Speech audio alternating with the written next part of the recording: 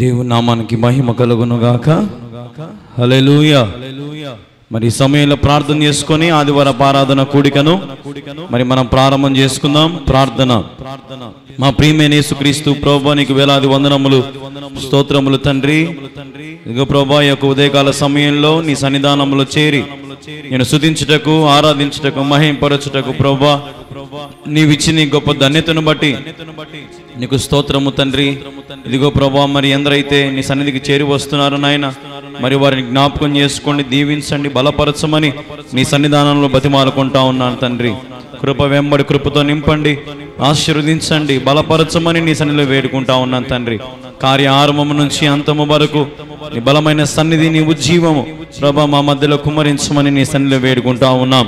మరి తండ్రి, light, net, sound system, current అన్నీ కూడా నీ స్వాధీనం ఉంచుకోండి ప్రభా. నీ నామానికి మహిమకరంగా కార్య ఆరంభం నుంచి అంతము వరకు బలమైన సన్నిధి మేము అనుభవించినట్లుగా సహాయం చేయమని నీ సన్నిధిలో వేడుకుంటా ఉన్నాం. ఎందరైతే వచ్చుచున్నారో ప్రభా, మరి వారిని నీవు త్వరపెట్టి నీ సన్నిధికి నడిపించమని నీ సన్నిధానంలో బతిమాలుకొనుచు మరి ప్రభా ఈ కొడుకుని ఆరంభిస్తూ ఉంటుండగా ఆది అంతము నీవే వహించమని నీ సన్నిధిలో వేడుకుంటూ అతి శ్రేష్టమైన యేసు క్రీస్తు నామములో ప్రార్థించి స్తుతించి అడిగి వేడుకొనుచున్నాము తండ్రి. ఆమేన్. యేసుక్రీస్తు ప్రభు వారికి 12 మంది శిష్యులు ఉన్నారు. ఎంతమంది? ఏందని వాక్యంలో అయ్యగారు కూడా అడిగారు, ఎంతమంది శిష్యులు అంటే అందరు ఇక్కడ చూస్తున్నారు. ఎంతమంది శిష్యులు? 12 మంది శిష్యులు. కాబట్టి 12 మంది శిష్యుల్లో మరి ప్రాముఖ్యంగా ఒక ముగ్గురు ఉన్నారు. ఎవరంటే మరి పేతురు, యాకోబు, యోహాను. వీళ్ళు ముగ్గురు చాలా ప్రాముఖ్యమైన వారు, దేవునికి చాలా దగ్గరగా, చాలా సన్నిహితులుగా ఉన్నటువంటి వారు ఈ ముగ్గురు. అయితే పేతురు చాలా పెద్దవాడు, కానీ యాకోబు, యోహాను చిన్నవాడు, యాకోబు పెద్దవాడు. జెబెదయి కుమారులు ఎవరు? యాకోబు, యోహాను. ఎవరి కుమారులు? జెబెదయి కుమారులు. ఒక మాట చూడండి, మత్తయి సువార్త. నేను ఎక్కువ సమయం తీసుకోను, 2 నిమిషాలు 3 నిమిషాలు ముగిచేస్తాను అంతే. మత్తయి సువార్త 20వ అధ్యాయము 20 నుంచి 22వ వచనం వరకు చదవండి దయచేసి ఎవరైనా ఒకరు. అప్పుడు జెబెదయి కుమారులు తల్లి తన కుమారులతో ఆయన వద్దకు వచ్చి నమస్కారం చేసి ఒక మనవి చేయబోగా, నీవేమి కోరుచున్నావు అని ఆయన అడిగెను. అందుకు ఆమె, నీ రాజ్యమందు ఈ నా 2 కుమారులతో ఒకడు నీ కుడి వైపున ఒకడు నీ ఎడమ వైపున కూర్చునుట సెలవిమ్మని ఆయనతో అనెను. అందుకు యేసు, మీరేం అడుగుచున్నారో అది మీకు తెలియదు, నేను త్రాగబోవు గిన్నెలోనిది మీరు త్రాగగలరా అని అడుగగా వారు త్రాగగలమనిరి. హల్లెలూయా. ఇక్కడ 2 శిష్యుల గురించి వారి జెబెదయి కుమారులు వారి తల్లిగారు వచ్చి యేసుప్రభు దగ్గర నిలబడి యేసుప్రభు దగ్గరకు వచ్చి నమస్కారం చేసి ఆమె ఏమనిందంటే, నా 2 కుమారులను ఒకరు నీ కుడివైపు ఒకడు నీ ఎడమ వైపున నువ్వు రాజ్యంలో వారిని పెట్టుకో. ఏమని కోరిక కోరింది ఆమె? ఏమని కోరిక కోరింది? దేవుని దగ్గరకు, యేసయ్య దగ్గరకు వచ్చి ఏమని కోరిక కోరింది? నా కుమారులను నీ కుడి పక్కన ఒకరిని, ఎడం పక్కన ఒకరిని ఏర్పాటు చేసుకో. యేసయ్య, నాకు మా బిడ్డలని రాజ్యంలో జ్ఞాపకం చేసుకో అని ఆమె యేసయ్య దగ్గర ప్రార్థన చేసి మనవి చేసుకుంటా ఉంది. అప్పుడు యేసయ్య అన్నాడు, ఏమన్నాడు యేసయ్య? మనం చదివినారు కదా, ఏమన్నాడు యేసయ్య? నేను త్రాగబోయే గిన్నెలోనిది మీరు త్రాగగలరా? నేను త్రాగబోయే గిన్నె అంటే అర్థం ఏంటంటే, ఉదాహరణకి గిన్నెలో ఏమేమి ఉంటాయి? మామూలుగా మనం తినే గిన్నెలో అన్నం ఉంటుంది, పప్పు ఉంటుంది, రసం ఉంటుంది, వడియాలు ఉంటాయి, లేదా ఎన్నో చికెన్లు మటన్ ఎన్నో ఉంటాయి మనం తినే గిన్నెలో. కానీ దేవుడు త్రాగబోయే గిన్నె అంటే అర్థం ఏంటంటే దేవుడు అనుభవించబోయే సమస్యలు, హింసలు, వేదనలు, అవమానాలు, నిందలు, ఇవన్నీ మీరు కూడా అనుభవించగలరా అని ఎవరిని అడిగాడు యేసయ్య? ఇద్దరిని అడిగినాడు. ఎవరు ఆ ఇద్దరు? యాకోబు, యోహాను. ఎవరు కుమారులు వీళ్ళు? జెబెదయి కుమారులు. అప్పుడు వీళ్ళిద్దరు ఏమన్నారు? యాకోబు, యోహాను ఏమన్నారు? మేము కూడా త్రాగుతాము. మామూలుగా ఈ లోకంలో తల్లిదండ్రులు ఏమడుగుతారు దేవుణ్ణి? మా కొడుకును ఐఏఎస్ కావాలా, పోలీసోడు కావాలా, ఎస్ఐ కావాలా, టీచర్ కావాలా, మంచి పెళ్లి జరగాల, ఉద్యోగస్తులు కావాలా కదా మనం అడుగుతాం. ఇందని అయ్యగారు అన్నారు కదా, దేవుణ్ణి పూర్ణ ఆత్మతో, పూర్ణ శక్తితో, పూర్ణ బలముతో ఏం చేయాలా? ఆరాధించాలి. కానీ మనం ఏం చేస్తాం? అయ్యగారు చెప్పిన అన్నిటికంటే తక్కువ ఏ నోటు ఉంటుందో అది ఏం చేస్తాం దేవునికి? నేను చెప్పే ప్రసంగం కూడా అదే, కానీ నేను చెప్తే కొంతమంది కాలుతుంది, అయ్యగారు చెప్తే కాలదు, అంతే. ఆడ ఏం వారం ఉండదు. ఆడ అయ్యగారు టీవీలో ఆడ కూర్చొని ప్రసంగం, అయ్యగారు ప్రసంగం వింటూ ఉంటే నేను కూడా ముసలాన్ని తిట్టినే ఉంటానేమో అనిపించింది. హల్లెలూయా. ఇద్దరం ఒకటే లాగా ఉంటాం కదా, కొంచెం హైట్ కానీ, నాకు కూడా ఇంకా తెల్ల జుట్టు, తెల్ల మీసాలు వస్తే అలాగే ఉంటాం మేము. చూడండి, ఇప్పుడు ఉదాహరణకి నేను ఒక మాట చెప్తా చూడండి. ఇప్పుడు అయితే ఈ తల్లి ఇక్కడ ఏమని కోరింది యేసయ్యను? చెప్పండి అమ్మా, ఇరుమోకాలు వేసుకుంటారు, కుడి పక్కన ఒకరిని, ఎడం పక్క ఒకరిని ఉండేలాగా చూసుకో యేసయ్య అని కోరింది. మనమైతే నేను చెప్పినట్టుగా ఐఏఎస్ అనో, ఐపీఎస్ అనో, కలెక్టర్ అనో, డాక్టర్ అనో ఎన్నో కోరుతాం దేవుని దగ్గర. ఈరోజు మన బిడ్డలను దేవునికి ఇవ్వడానికి మనం సిద్ధంగా ఉన్నాము. ఈ లోకము అశాశ్వతమైనది. ఈ లోకంలో కలెక్టర్ ఏదో ఒక రోజు ఏం కావాల్సిందే? పోవాల్సిన వాళ్ళే. ఐఏఎస్ కానీ, ఎస్ఐ కానీ, టీచర్లు కానీ, డాక్టర్లు కానీ, వైద్యం చేసే డాక్టర్ అయినా కానీ సూది వేసుకొని 100 ఏళ్ళు బతకగలుగుతాడా? బతకలేడు. 10 మందిని బతికించగలుగుతాడు కానీ తన బతకగలుగుతాడా? కాబట్టి అది అశాశ్వతమైనది. కానీ దేవుడు శాశ్వతమైన రాజ్యమును మన కొరకు నిర్మాణం చేస్తున్నాడు. హల్లెలూయా. అక్కడ నిత్యము వెలుగుతో నింపబడి సంతోషంతో ఉంటుంది. అక్కడ ఆ రాజ్యములో నీ పిల్లలు కూడా అక్కడ ఉండాలి. హల్లెలూయా. నువ్వు కూడా ఏమడగాల? నీ పిల్లల గురించి కానీ, నీ గురించి కానీ, ప్రభువా నన్ను నీ రాజ్యంలో జ్ఞాపకం చేసుకో. చూడండి, ఈ జెబెదయి కుమారుల తల్లి ఎంత బాగా అడిగింది యేసు ప్రభు దగ్గరకు వచ్చి. ఈ ఆదివారం మనం కూడా ప్రభువుని అడుగుదాం, ప్రభువా నన్ను కూడా నీ రాజ్యంలో జ్ఞాపకం చేసుకో. అది అట్లా అడిగితేనే దేవుడు మనల్ని దీవిస్తాడు. అయితే ఇప్పుడు నేను మీకు చెప్పినట్టుగా దేవుడు ఏమన్నాడు? నేను త్రాగే గిన్నెలో నీళ్ళు మీరు కూడా తాగుతారంటే వీళ్ళు ఏమన్నారు? యాకోబు, యోహాను ఏమన్నారు? త్రాగుతామన్నారు. అయితే యాకోబు రాజైన హేరోదు కాలంలో యాకోబును ఏం చేశారంటే కత్తితో చంపేసినారు. తన తలని ఏం చేసినారు? కత్తితో నరికేసినారు, చంపబడ్డాడు. చూడండి, హింస దేవునితో ఉండడానికి అతను హింసించబడ్డానికి కూడా ఇష్టపడ్డాడు, వెనకడుగు వేయలా, ప్రాణం పోతున్నా కానీ. అయితే రెండోవాడు ఎవరు? రెండోవాడు యోహాను. అప్పట్లో డామినేట్ అని ఒక ఆయన ఉండేవాడు, చక్రవర్తి. ఆ చక్రవర్తి ఏమనేవాడు అంటే నేనే రాజును, నేనే ప్రభువును అని అనేవాడు. అయితే యోహాను మాత్రము ఎక్కడ వెనకడుగు వేయకుండా అతను ఎదిరించి, లేదు నువ్వేట దేవుడు వైతో, యేసు ప్రభు నిజమైన దేవుడు, యెహోవానే దేవుడు అని చెప్తా ఆయన సువార్త ప్రకటిస్తూ ఉంటే ఈయనకు నచ్చక ఏం చేశాడంటే ఈయనను ఒక ఎత్తైన పర్వతం మీదకి తీసుకెళ్ళి అక్కడి నుంచి యోహానును పడేసినాడు. అయితే యోహాను చచ్చిపోలా, బతికినాడు. ఎవరైనా ఏంద్రుడు ఇంత ఎత్తు నుంచి పడినా కానీ వీడు చావలేదే, వీని ఎట్టైనా సరే చంపాలని చెప్పి బాగా కాలే నూనెలో యోహానుని తీసుకునే నూనెలో కూడా అయితే మరిగిపోయినాడు. యోహాను ఏమైపోయినాడు? మరిగిపోయినాడు. నూనెలో పడితే మన చిన్న నూనె సుఖం ఎందుకు పడితే మనకి ఏమైతుంది? బొబ్బలు వస్తాయి. కానీ యోహాను మరిగిపోయినాడు, కానీ చచ్చిపోలే. రెండోసారి కూడా చనిపోలే. వీళ్ళేందరూ ఎంత చేసినా సావట్లేదు వీడు, కాబట్టి వీని పద్మాసు దీపంలో వేద్దాం. వీన్ని ఆడ పర్వతములు ఎప్పుడూ మండుచున్న జ్వాలలు ఎగిరి పడతా ఉంటాయి, ఏదో ఒక పర్వతం వేలుడు చచ్చిపోతాడని చెప్పి ఎత్తుకొని పోయి పద్మాసు దీపంలో యోహానును వేసినాడు. అయితే యోహాను పద్మాసు దీపంలో ఏం రాసినాడు? ప్రకటన గ్రంథం రాసినాడు. ఏం రాసినాడు? దేవుని యొక్క ప్రత్యక్షత, దేవుని రాకడ ఎలాగుంటుంది, దేవుడు ఎలాగ రాబోతున్నాడు, ఎవరిని తీసుకొని పోతాడు అనే అనేకమైన విషయాలను ప్రకటన గ్రంథంలో ఎక్కడ రాశాడు యోహాను అంటే పద్మాసు దీపంలో రాసినాడు. మీరు గమనిస్తే కొద్ది రోజుల తర్వాత యోహాను గారు కూడా చనిపోయినాడు. కానీ ఇద్దరు కూడా దేవుడు త్రాగే గిన్నెల నీళ్ళు వాళ్ళు తాగి చచ్చిపోయినారు. హల్లెలూయా. దేవుడు ఏ రీతిగా అయితే హింసించబడ్డాడో, ఏ రీతిగా అయితే వేదన పడ్డాడో వీళ్ళు కూడా తీసుకోవడానికి ఇష్టపడ్డారు. అమ్మ కోరికే కాదు అది, వీళ్ళ కోరిక కూడా. ఏం కోరిక? నీ కోసం మేము చావడానికైనా సిద్ధం. బైబిల్ గ్రంథంలో యేసు ప్రభు కోసం మొట్టమొదటి హతసాక్షి అయిన వాడు యాకోబు అయితే రెండో వాడు యోహానే.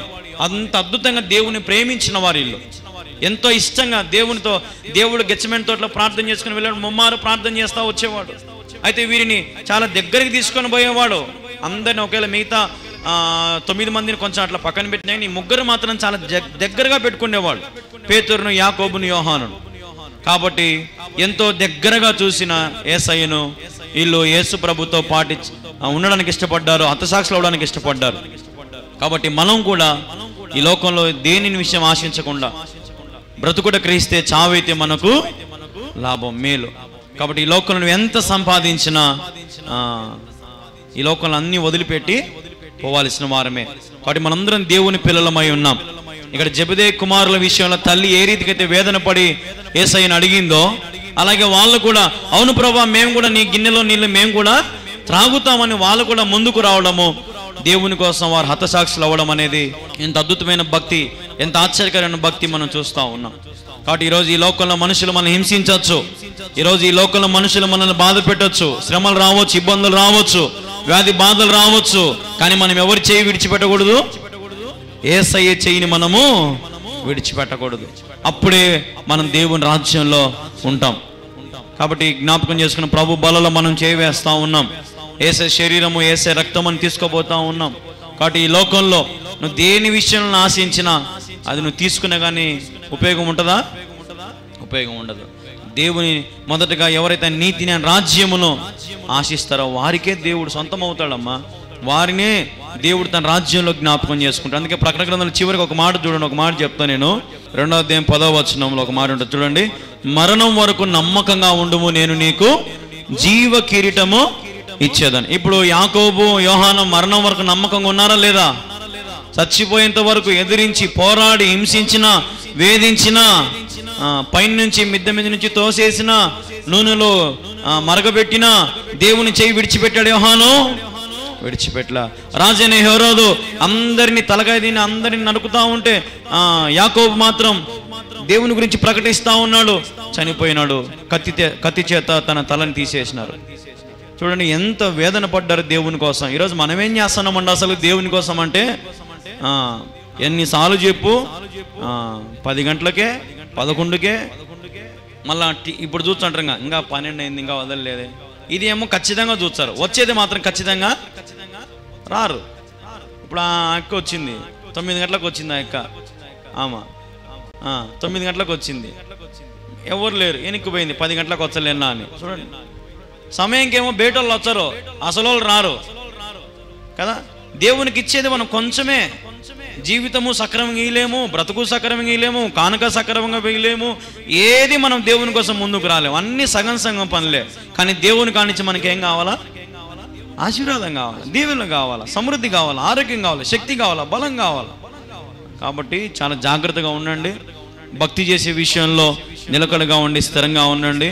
మరి ప్రభుదామయ్య గారు చెప్పిన వాక్యం మీరు బాగా నెమరు వేసుకొని, ఒకవేళ ఇంకా మీరు ఏదైనా మర్చిపోయి ఉంటే అక్కడక్కడ మళ్ళీ యూట్యూబ్లో కూడా ఉంటుంది ఈ వాక్యము. కాబట్టి మీరు ఆ వాక్యాన్ని మళ్ళీ తిరిగి చూసుకోవచ్చు మీ గృహాలలో. మరి జ్ఞాపకం చేసుకోండి.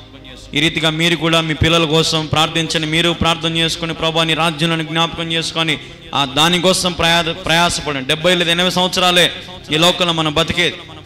ఇప్పుడు కొంతమందికి 50 ఏళ్ళు ఉంటాయి అంటే ఇంకెన్నేళ్ళు ఉంటారు? ఇంకెన్నేళ్ళు? 20 ఏళ్ళే వాక్యం ప్రకారం. 20 ఏళ్ళన్నా ఎవరితో ఉండాలా? 50 ఏళ్ళు అంటే ఎట్టో ఒకటి ఉన్నాంలే. 20 ఏళ్ళన్నా నమ్మకంగా దేవునితో ఉండాలా లేదా? మరణం వరకు నమ్మకం ఉండడానికి దేవుడు ఏమిస్తాడంట? జీవ కిరీటం ఇస్తాడంట. కాబట్టి ఈ లోకంలో ఏం తినదమా, ఏం తాగుదామా, ఏం ధరించుకుందామని నానా విధమైన వాటి విషయం ఆశించకుండా ప్రభు మీద పరిపూర్ణంగా ఆధారపడని నేర్చుకోండి.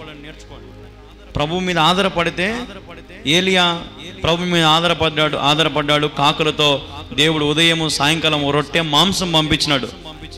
ఆకుకూరలు కాదు పంపించింది, రసమన్నం కాదు. ఏం పంపించినాడు? మాంసమే ఏకంగా. కాబట్టి దేవుడు ఏదైనా ఇచ్చినాడంటే మామూలుగా ఇయ్యడు, సమృద్ధికి ఇస్తాడు. హల్లెలూయా. మాంసం అంటే ఏమో మా జేజీ నవ్వుతుంది.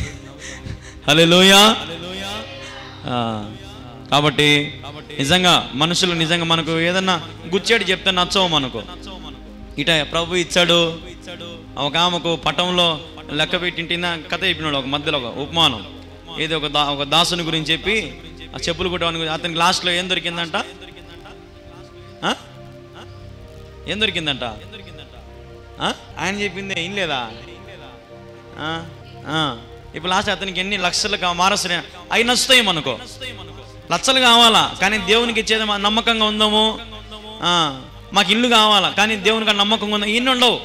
ఇల్లు కావాలా, బంగారం కావాలా, లెక్క కావాలా, పెళ్లి కావాలా, ఇవన్నీ దేవుడు చేయాలి. మనం మాత్రం ఉత్తి చేతులతో ప్రభు కాడికి వచ్చి ఉత్తి చేతులతో ప్రభు అని వేడుకొని ఉత్తి చేతులతో తిరిగి వెనక్కి పోవాలి. ఇది ఉంది మన పరిస్థితి. అందుకే అయ్యగారు అన్నారు, క్రైస్తవత్వం జీవితం రోజు రోజుకి ఏమైపోయిందంటే అడుగంటుకోపోతా ఉంది. క్రైస్తవుడు రోషంగా నిలబడితే అన్యులు మారరా? హల్లెలూయా. నీ యందు అన్ని జనులందరూ దీవించబడుదురు కదా. అన్ని జనులందరూ ఏమవుతారు? దీవించబడాలి నీ ద్వారా అన్ని జనులు. నువ్వే దీవెనలు పొందుకోలేకుండా పొందుకున్నాము మనము దీవెనలు. మనకు అందరికంటే మనం బాగున్నాము. అసలుకు అందరు బాగా ఎత్తున కళ్ళని బాగు విన్నే ఉండవు నాయన. వాళ్ళు ఎందుకు బాగుపడుతున్నారంటే వాళ్ళకు మన మాదిరి ఈశలు పగల అసూయలు ఉండవు. ఉదాహరణకి మన ఒక గుడి అయోధ్య అని ఆయన కడతా ఉన్నారు. మహారాష్ట్ర ఉత్తరప్రదేశ్ సైడ్ అయోధ్య రామ మందిరం 5,000 కోట్లు విరాళాలు పంపించానంట. ఎన్ని కోట్లు? వేసుకునే కోట్లు కాదు, డబ్బులు. సినిమా హీరో ప్రభాస్ అయితే ఫస్ట్ రోజు భోజనానికి ఎంత ఖర్చు అయితే అంత భోజనం పెట్టుకుంటానంట. చూడండి ఎవరెవరు వాళ్ళకి ఎంత భక్తి ఉంది చూడండి. వాళ్ళ దేవుళ్ళ మీద ఒక రాయి, రప్ప, చెట్టు, ముక్క వాటి మీద అంత భక్తి చూపిస్తే నిజమైన దేవునికి మనం ఇచ్చే విషయంలో కానీ, జీవితం ఇచ్చే విషయంలో కానీ, పనిచేసే విషయంలో కానీ, శ్రమపడ్డం విషయంలో కానీ అసలు పూర్ణ ఆత్మతో, పూర్ణ శక్తితో, పూర్ణ బలముతో మనం ప్రభుని సేవిస్తున్నామా? ప్రశ్న వేసుకోండి. ఏ శక్తి లోపము లేకుండా నువ్వు దేవుని పని చేయాలా? హల్లెలూయా. అప్పుడు నువ్వు దీవించబడతావు, ఆశీర్వదించబడతావు. ధారాళంగా ఇచ్చుమని దేవుడు ధారాళంగా దీవిస్తాడు. హల్లెలూయా. కొంచెం ఇచ్చేవాడిని కూడా దేవుడు కొంచెమే దీవించేది. ఇప్పుడు అంగట్లోకి పోయి ₹1 ఇచ్చామమ్మ మనము, వాడు అంగడంతా మనకి ఇచ్చడా? మనమేమొకట రూపాయి ఇచ్చి నాకు అంగడిని తీయలేదే అంటే ఎట్టవుతుంది? అవునా కదా? ఇప్పుడు సింపుల్ అంగడిని ఒక అంగడి తీసుకోండి, ఒక షాపు. ₹1 ఇస్తే వాడు ఎంత ఇస్తాడు? ఒక చాక్లెట్ ఇచ్చాడు అంతే. అవునా కదా? ఏందయ్యా నేను ₹1 ఇచ్చినా నువ్వు ఎంత గట్టిగా చెప్పినా అది ₹1 పోరా, ఇది నాకు ఇదే వస్తుంది, ఇది తీసుకొని పోరా అంటాడు. అవునా కదా? ఒక అంగడోడు అంటే మరి సర్వ అధికారం కలిగిన వాడు, సర్వ సమృద్ధి కలిగిన వాడికి నువ్వేమి ఇచ్చాను తృప్తిపరచగలుగుతున్నావు? ఏమి ఇచ్చానని మహిమపరచగలుగుతున్నావు? నీకు ఇచ్చిన ఆరోగ్యాన్ని బట్టి, నీకు ఇచ్చిన శక్తిని బట్టి, నీకు ఇచ్చిన బలమును బట్టి, నీకు ఇచ్చిన పిల్లలను బట్టి, నీకు ఇచ్చిన భర్తను బట్టి, నీకు ఇచ్చిన భార్యను బట్టి, నీకు ఇచ్చిన బంధువులను బట్టి, రక్త సంబంధికులను బట్టి, చదువును బట్టి, ఉద్యోగం బట్టి, ఎన్నిటిని బట్టి నువ్వు ప్రభుకి ఏమి ఇచ్చిన రుణాన్ని తీర్చుకోగలుగుతున్నావు? కనీసం ప్రార్థనకైనా సమయానికి, కనీసం ప్రభుని స్తుతించే విషయంలో అయినా, ప్రభుని మహింపరిచే విషయంలో అయినా ఒకేలా డబ్బులు లేకపోయి ఉండొచ్చు, కానీ హృదయపూర్వకంగా ఆశతో, ఆసక్తితో వేగిరపడి సిద్ధపడి రావాలి కదా ప్రభు సన్నిధి కన్నా. నువ్వు వేసే కానుక కంటే నీ ప్రార్థన గొప్పది. హల్లెలూయా. పనికిరాని మనలను దేవుడు ఏం చేసినాడు? పాత్రగా మనల్ని మార్చినాడు ఆయన. జిగట మన్నుగా ఉన్న మనం మట్టి బుర్ర మంది, ఏం తెలుదు మనకి, కానీ అంతా ఆయన మనకు సమకూర్చి, మేలు జరుగుటకై సమకూర్చి అన్ని సెట్ చేసి పెట్టాడు ఆయన. కాబట్టి చాలా దీర్ఘంగా ఆలోచన చేయండి మీరు. ఇంతకంటే ఇంకెవరేం చెప్పరు. ఎంత చెప్పినా కానీ మేము ఇంతే, మా స్థితి ఇంతే అంటే ఇంకేం చేయలేము. అంత దినాల్లో మనం ఉన్నాము, దేవుని రాకడకు సమీపంగా ఉన్నాము. కొంచెమైన మనలో మార్పు అనేది కనపడాలి. ఇప్పుడు ఉదాహరణకి 5 ఏళ్ళు ప్రభుత్వం వచ్చింది, ఏమైనా మార్పులు చేర్పులు చేయకపోతే మళ్ళీ మనం ఎన్నుకుంటామా? ఓటు వేస్తామా? కనీసం పోయి ఏం చేసినాడా అప్ప, ఏం ఓటు ఈ కొత్త పక్క పెట్టాం కదా. ఏం చేయనోనికే మనం పక్కన పెట్టచ్చు. అన్ని చేసినోనికి మనం పక్కన పెడతామా? అన్ని చేసినోనికి పెట్టం. కానీ లోకంలో ఏమో ఆ సామెత వాడతాము, యేసు ప్రభు కాడికి వచ్చేళ్ళకల్లేమో అన్ని చేసినోని ఏం చేస్తాం మనము? పక్కన పెడతాం. ఏం చేయనోని సైతాన్ని కన్నా పట్టుకొని వాడు చెప్పింది వాడు తా అంటే మనం తందానంట, వానితో పాటు తిరుగుతూ ఉంటాం. కాబట్టి లోకాశలు ఏదో ఒక రోజు గతించిపోతాయి. జ్ఞాపకం చేసుకుని దేవుడు ఒక్కడే సత్య స్వరూపై ఉన్నాడు. హల్లెలూయా. ఆయన రాబోతున్నాడు మేఘారుడిగా అతి త్వరలో. కాబట్టి మన జీవితాలను స్థిరపరచుకుందాం, బలపరచుకుందాం. మరి చివరి ప్రార్థన ఆశీర్వాదం మన మధ్య ప్రభుదానమయ్య గారు చేస్తారు. ప్రార్థన చేసుకుందాం. మమ్మల్ని విక్కిలిగా ప్రేమించిన మా పరలోకపు తండ్రి, పరిశుద్ధుడవైన దేవ, నీ ఘనమైన శ్రేష్టమైన పరిశుద్ధ నామమును బట్టి మరొకసారి నీ ప్రియకుమారుడు మా రక్షకుడైన యేసుక్రీస్తు నామమును నీ పాదములకు వేవేల కృతజ్ఞతాస్తుతులు చెల్లించుకొనిచున్నాము. ఈ ప్రభు దినం, పరిశుద్ధ దినాన, క్రీస్తు యేసు పునరుత్థాన దినాన నీవు నీ ఆత్మచేత మమ్మను ముద్రించి నీ సన్నిధిలో నిలిపి శ్రేష్టమైనటువంటి వాక్కులు మా జీవితమునకు ఆత్మకు స్థిరమైనటువంటి జీవాహారమును సిద్ధపరిచి విరిచి వడ్డించిన నీ ప్రేమను బట్టి నీకు వందనాలు. అంతేకాకుండా నీ ప్రియకుమారుడు మా రక్షకుడైన యేసుక్రీస్తు మా నిత్య జీవమునకై చిందించినటువంటి శరీర రక్తములను భుజించి త్రాగుటకు కూడా కృపనిచ్చిన నీ ప్రేమను బట్టి నీకు వందనాలు. ఇక్కడ నిలిచి ఉండి నీ సేవ జరిగించేటువంటి నీ సేవకుని ఆశీర్వదించి బలపరచండి. ఎన్నో అవసరాలు ఉన్నాయి. నీ నామమును మహిమపరచడానికి, నిన్ను స్తుతించి ఘనపరచడానికి, అనేకులను నీ సన్నిధిలో నడిపించడానికి సిద్ధపరచుకున్నటువంటి మందిర పరిస్థితిని ఒక్కసారి ఆలోచించండి. కావలసినటువంటి ఆర్థిక సహాయముతో నింపండి. ఆ కుమారులో ఉన్నటువంటి ప్రతి ఆశ కూడా క్రీస్తు నామమున నీ సన్నిధిలో సిద్ధపరిచి అనేకులను సమకూర్చి నీ సత్యాన్ని ప్రకటించడానికి కుమారుడు ప్రయాసపడుతుండగా ఆ కుమారుని ప్రయాసను ఆశీర్వదించి దీవించమని, చేరి వచ్చినటువంటి ప్రతి బిడ్డను ఆశీర్వదించి వారి హస్తములు దాపి ఇచ్చినటువంటి ప్రతి కానుకను కూడా అంతకు 100 రెట్లుగా వారికి అనుగ్రహించి నీ కృప చొప్పున నడిపించమని, మరొకసారి నీ దివ్య సన్నిధి ఈ స్థలమున ఇక్కడ నీ కృపలో మాకు అనుగ్రహించమని, అంతవరకు మమ్మల్ని సజీవముగా నిలుపుమని మా ప్రభువును నీ ప్రియకుమారుడైన యేసుక్రీస్తు పరిశుద్ధ నామమున ప్రార్థించి వేడుకొని పొంది ఉన్నాము తండ్రి. ఆమేన్. మన పరమ తండ్రి అయిన దేవుని ప్రేమ, మన ప్రభువును రక్షకుడైన యేసుక్రీస్తు కృప, పరిశుద్ధాత్మని అన్యోన్య సహవాసము, సమాధానము కూడి ఉన్న మనకును ఆయన యందు విశ్వాసం ఉంచిన సమస్త సార్వత్రిక సంఘ పరిశుద్ధులకు వారి వారి ప్రార్థన విజ్ఞాపనలకు సదాకాలము తోడై నడిపించునుగాక. ఆమేన్. అందరం ఆకాశం చేతులు ఎత్తుదాం. నాతో పాటు చెప్పండి. నా ప్రాణమా యెహోవాను స్తుతించుము, యెహోవాను స్తుతించుము. నా అంతరంగమున్న సమస్తమా ఆయన పరిశుద్ధ నామమును స్తుతించుము. నా ప్రాణమా ప్రభువైన యేసు నామమునే మహిమపరచుము. ఆయన చేసిన ఉపకారములను దేనిని మరవకము. ఆమేన్, ఆమేన్. దేవుని పేరిట ఈ వీడియో వీక్షిస్తున్న మీ అందరికీ ప్రభు పేరిట హృదయపూర్వక వందనాలు. కడప జిల్లా ప్రొద్దుటూరు మండలం కల్లూరు గ్రామమునందు నిర్మించబడుతున్నటువంటి కల్వరి ప్రార్థన పర్ణశాల మినిస్ట్రీస్ ద్వారా దేవుడు గొప్ప మందిరము నిర్మించడానికి కృప చూపిస్తూ వచ్చారు. మరి మీరు గమనిస్తూ ఉన్నారు, ప్రారంభ దశలో ఏమీ లేనప్పుడు మరి కంప చెట్లు అవన్నీ ఉన్నాయి, వాటన్నిటిని కొట్టేసుకొని ఇసుక దోలుకొని మరి 2 పట్టలు వేసుకొని అలాగా ప్రారంభంలో మరి సభలు జరిగించడము, అనేక మందిని ఆత్మలు రక్షించే విషయంలో ప్రయాసపడడం జరిగింది. మనము అక్కడ ఒక రూమ్ కూడా కట్టుకోవడం జరిగింది. కొద్ది రోజుల తర్వాత అక్కడ నేను ఉండడానికి, అదే రీతిగా పరిచర్యకు సంబంధించిన సామాన్లు, సౌండ్ బాక్సులు, యాంప్లిఫైర్లు అవన్నీ పెట్టుకోవడానికి కూడా మరి ఒక రూమ్ అయితే మొట్టమొదటిగా అక్కడ కట్టించుకోవడం జరిగింది. మీరు గమనిస్తూ ఉన్నారు, దానికి రేకులు వేసాము. ఆ రూమ్లో ప్రస్తుతానికైతే మేమే అక్కడ ఉంటా ఉన్నాం. ఆ రూమ్లోనే చూసుకోవచ్చు. మొట్టమొదటిగా చిన్న రూమ్ కట్టుకున్నాము. మరి ఇటుపక్క కడ్డీలు కూడా మరి కడతా ఉన్నారు.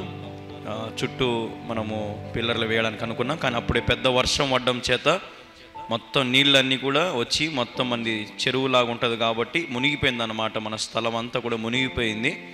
కడ్డీలు, సిమెంటు అన్నీ కూడా తడిసిపోయినాయి. ఒక రాత్రిని అక్కడ వెళ్ళి చూస్తే దేవుని కృపను బట్టి నేలంతా కూడా నీళ్ళన్నీ కూడా పోయినాయి. మళ్ళీ కొద్ది రోజుల తర్వాత పని ప్రారంభించడానికి దేవుడు సహాయం చేశాడు. అలాగున మరి కట్టిన కడ్డీలు అక్కడ మీకు పక్కన చూడండి, సిమెంట్ ప్యాకెట్లన్నీ ఉంటాయి, తడిసిపోయినాయి అన్నమాట. అవన్నీ తడిసిపోయి నీళ్ళలోనే ఉన్నాయన్నమాట. దగ్గర వారం రోజులు ఎడతెగక వాన కురిసింది. అయినప్పటికీ కూడా దేవుడు ఎంతగానో కృప చూపిస్తూ వచ్చారు. వాతావరణం బాగా రాగానే బయట ఒక పెద్ద పరిశుద్ధ స్థలం కట్టాము.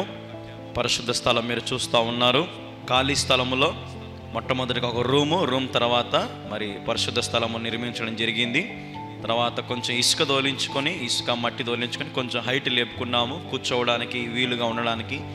ఎందుకంటే అక్కడ ఇంతకుముందు కంప చెట్లు అవన్నీ ఉన్నాయి కాబట్టి మరి కూర్చోవడానికి వీలు లేదు కాబట్టి మరి వాటిని తొలగించి మరి ఇసుక దోలించుకున్నాము. అలాగే కడ్డీలు కూడా మళ్ళీ కట్టడం ప్రారంభించారు. కడ్డీలు కడతా ఉన్నారు. చుట్టూ పిల్లర్లు వేయడానికి, రూమ్ చుట్టూ పిల్లర్లు, బీములు, అలాగే మందిరానికి కూడా పిల్లర్లు వేయడానికి మొత్తం కూడా ఏర్పాటు చేయడానికి మరి కడ్డీలు కడతా ఉన్నారు. చూస్తూ ఉన్నారు. ట్రాక్టర్తో యాంకర్ హోల్స్ అంటారు దాన్ని, యాంకర్ హోల్స్తో మరి పిల్లర్లకు, సైడ్ పిల్లర్లన్నిటికి కూడా మరి కాంపౌండ్ గోడకు కూడా పిల్లర్స్ తీపించినాము. చూస్తున్నారు కదా, చర్చి పిల్లర్లు, అలాగే చుట్టూ కాంపౌండ్ పిల్లర్లు కూడా మరి వీళ్ళు వేస్తూ వచ్చారు. అందుని బట్టి దేవునికి స్తోత్రం. పరిశుద్ధ స్థలము నిర్మించబడింది. మరి మళ్ళీ ఒక 6 నెలల తర్వాత మళ్ళీ భీములు వేయడానికి దేవుడు కృప చూపించినాడు. మరి మీరు చూస్తూ ఉన్నారు, అక్కడ నీళ్లు పోసేది నేను కూడా వారితో పాటు కలిసిపోయి పని చేయడం ప్రారంభించాను. చూడండి ఎలాగ ఉన్నానో, దేవుని సేవలో ప్రారంభ దినాలలో ఎంత కష్టపడుతున్నానో గమనించండి. ఎంతో ప్రయాసతో ఈ మందిరం నిర్మించబడతా ఉంది. పిల్లలు, పెద్దలు, యవనస్తులు, స్త్రీలు చాలామంది సహకరించినారు. అక్కడ ఎవరు కూడా ₹1 డబ్బు అయితే తీసుకోలేదు. ఉచితంగా దేవుని సేవలో సపోర్ట్ చేసినారు. మీరు చూస్తూ ఉన్నారు కదా అక్కడ ఎంత కష్టపడుతున్నానో. సిమెంట్ తెచ్చి వేయడం కానీ, భీములు కూడా వేస్తూ ఉన్నాము. ఈ మందిర నిర్మాణంలో కార్య ఆరంభం నుంచి మరి నేటి వరకు ఎంతోమంది సపోర్ట్ చేస్తూ వచ్చారు. ఆర్థికంగా, ప్రార్థనాపూర్వకంగా మరియు అనేకమైన వసతులు కల్పించడం, కొంతమంది సిమెంట్ పంపించడం, కొంతమంది ఇసుక పంపించడము, కొంతమంది కంకర పంపించడం, అట్లాంటి దేవునికి సమర్పించుకున్నారు. తర్వాత ఒకరోజు జేసీబీని తెచ్చి చుట్టూ ఉన్న కాలువలు అన్నిటి కూడా క్లీన్ చేయించుకోవడం జరిగింది. పైన పరిశుద్ధ స్థలంలో ఇసుక పోయడం జరిగింది. అలాగే పక్కన 2 రూములు మాదిరి ఉన్నాయి కదా, దాంట్లో కూడా ఇసుక పోయడం జరిగింది. అలాగే మందిరంలో కూడా ఇసుక పోయడం జరిగింది. కొంచెం కూర్చోవడానికి వీలుగా రోజు రోజుకి మందిరం ఎత్తు లేపుకుంటూ, హైట్ లేపుకుంటూ వచ్చాము. ప్రారంభం దినముల నుంచి మొత్తం కూడా పిల్లర్స్ తీయడం జరిగింది. అలాగే రూములన్నీ కట్టారు. చూస్తున్నారా, రూములు పక్కన గోడలు కట్టారు. మీరు గమనిస్తూ ఉన్నారు. చూడండి ఎంత చక్కగా గోడలు పైకి కట్టారో, ఎలాగ మధ్యలో పిల్లర్స్ వేసారో అన్నీ చూడొచ్చు. మీరు గమనిస్తూ ఉన్నారు. మరి గుంతలు తీసి పిల్లర్ల భూమిలో నుంచి మరి పైకి స్లాబ్కి సపోర్ట్ కోసం అని చెప్పి ఒక 8 పిల్లర్లు వేయడం జరిగింది. ప్రారంభం నుంచి అయితే ప్రతి పని కష్టమైన పనే, ఏ ఒక్కటి కూడా సులువుగా అయితే లేదు. ఎంతో వేల రూపాయలు, లక్షల రూపాయలు ఖర్చు పెడుతూ దేవుని మందిరాన్ని ఈరోజు ఈ స్థితి వరకు తీసుకురావడం జరిగింది. ఎంతోమంది సహాయ సహకారాలు, వారి శ్రమను దారబోసారు, కష్టపడ్డారు, ప్రార్థన చేశారు. అందుని బట్టి నేను ఎంతగానో ప్రభు సన్నిధిలో మిమ్మల్ని బట్టి ప్రభుని మహింపరుస్తూ ఉన్నాను. దాని తర్వాత మీరు చూడొచ్చు, మరి పిల్లర్స్ వాళ్ళు వేసి వెళ్ళిపోయాక మరి ఆ రీతిగా మీరు చూస్తున్నట్లుగా అలా ఉండింది. అయితే కొద్ది రోజుల తర్వాత ఇసుక ఒక 40 ట్రాక్టర్లు ఇసుక తొలించాము లోపలికి. ఇంకా పూర్తిగా రోడ్డు లెవెల్కి హైట్ లేపడం జరిగింది. తర్వాత మరి స్లాబ్కు సంబంధించిన పిల్లర్లు భూమి మీద నుంచి పైకి ఈ పనిని పూర్తి చేశారు. పిల్లర్లను ముగించారు. మీరు చూస్తున్నట్లుగా మరి బాక్సులు కట్టడం నుంచి కడ్డీలు కూడా మరి వాళ్ళే చేసి పూర్తి చేసి మరి ముగించుకున్నారు. మీరు గమనించినట్లుగా ప్రారంభం నుంచి 5 సంవత్సరాలు 4 సంవత్సరాలు 5 సంవత్సరాల దగ్గర అవుతా ఉంది. ఎంతోమంది వచ్చి కష్టపడుతూ దేవుని పనిని చేస్తూ వచ్చారు. మీరు చూసి అదో చూడండి, దేవుని మందిరం అంతా కూడా ఇప్పుడు ఆ రీతిగా ప్రస్తుతానికైతే ఇలాగుంది. మరి ఇసుక దోలించడం జరిగింది, పిల్లర్లు పైకి లేపడం జరిగింది. ఇప్పుడు మీరు చేయాల్సిన పని ఏంటంటే స్లాబ్ కొరకు ప్రార్థన చేయండి. స్లాబ్ కూడా సంసిద్ధంగా చేసి పెట్టే మొత్తం కూడా మరి మనకు కంకర కావాలి, ఇసుక కావాలి, కడ్డీలు కావాలి, అలాగే రేక్ సెంటరింగ్ కూడా కావాలి. కాబట్టి దాదాపుగా మొత్తం కూడా ఒక 20 లక్షల రూపాయల దాకా పని ఉంది మనకు. అలాగే ప్లాస్టింగ్ కానీ, కరెంటు సంబంధించినవి కానీ, మరి ఫ్లోరింగ్ కానీ, A to Z ఇంకా పనులన్నీ కూడా ఉన్నాయి. మరి మీరు వీటి గురించి ప్రత్యేకంగా ప్రార్థనలో పెట్టండి. ఇప్పటికే చాలామంది 500, 1000, 2000, 5000, 10,000 పంపిస్తూ ఉన్నారు. మరి మీరు కూడా మీ కుటుంబం తరపున మీరు ఏదైనా సరే ప్రభువుకు సమర్పించుకోవడానికి ముందుకు రండి. దేవుడు ఒకవేళ మీకు ప్రేరేపిస్తే మీ కుటుంబం తరపున మీరు సహకరించాలని ప్రభు పేరిట మనవి చేస్తున్నాము. ప్రత్యేకంగా మనవి చేస్తున్నాను, ప్రత్యేకంగా మనవి చేస్తున్నాను. మీ కుటుంబ ప్రార్థనలో ఈ మందిరాన్ని జ్ఞాపకం చేసుకోండి. కడప జిల్లా ప్రొద్దుటూరు మండలం కల్లూరు గ్రామంలో అతి పెద్ద మందిరము, దాదాపు 1000 మంది కూర్చోదగిన పెద్ద మందిరం నిర్మించబడతా ఉంది. స్లాబ్ గురించి మిమ్మల్ని అడుగుతా ఉన్నాం. స్లాబ్ కోసం ప్రార్థన చేయండి. దేవుడు కృప చూపించినట్లుగా ప్రార్థన చేయండి. మీకు ఒకవేళ దేవుడు మీకు ప్రేరేపిస్తే మీ గుప్పిలు విప్పండి. శ్రేష్టమైన కానుకలను మీరు పంపించి దేవుని మందిరం నిర్మాణానికి స్లాబ్కు మీరు సహకరించండి. ఇంతకుముందు ఎప్పుడు కూడా అడగకముందే మరి కొంతమంది సహకరిస్తూ ఉండేవాళ్ళు, కానీ దేవుని దయ వల్ల మరి ఇంతవరకు ఈ మందిరాన్ని మనం నడిపించుకోగలిగాము. పని జరిగింది. ఎక్కడ కూడా ఏవి కూడా డిస్టర్బెన్స్ అవ్వకుండా దేవుడు తన సహాయం చేస్తూ వచ్చాడు. మరి ఈ పనిని కూడా దేవుని చిత్తమైతే క్రిస్మస్ కల్లా మరి పూర్తి చేసుకోవాలని ఆశపడతా ఉన్నాం. కాబట్టి దేవుడు మీకు ప్రేరేపిస్తే ఆలస్యం చేయకుండా, అది 500 అయినా, 1000 అయినా, 2000 అయినా, 5000 అయినా, 10,000 అయినా, దేవుడు మీకు ఎంత ప్రేరేపిస్తే అంత, దయచేసి వెనుకడుగు వేయకుండా మీకు తోచిన కాడికి, దేవుడు మీకు ప్రేరేపించిన కాడికి సమర్పించండి, సహాయం చేయండి. దేవుని మందిర నిర్మాణంలో మీరు కూడా పాలు భాగస్థులు అవ్వాలని ప్రభు పేరిట మరి మీ అందరికి కూడా మనవి చేస్తూ ఉన్నాం. ప్రేమతో మీ కళ్యాణ్ బాబు. బ్యాంకు డీటెయిల్స్ కూడా మీకు స్క్రీన్ మీద పెడతా ఉన్నాం, గమనించుకోండి. మరి మీరు పంపించండి. ఇప్పటికే చాలామంది పంపిస్తూ ఉన్నారు. అందరిని బట్టి హృదయపూర్వక వందనాలు. మరి మీరు కూడా మీ కుటుంబం తరపున దేవుడు మీకు ఎంత ప్రేరేపిస్తే అంత పంపించి సహాయం చేయాలని, సహకరించాలని ప్రభు పేరిట మీ అందరికి మనవి చేస్తున్నాం. దేవుడు మిమ్మల్ని బహుగా దీవించి ఆశీర్వదించును గాక. ఆమేన్, ఆమేన్, ఆమేన్. Praise the lord.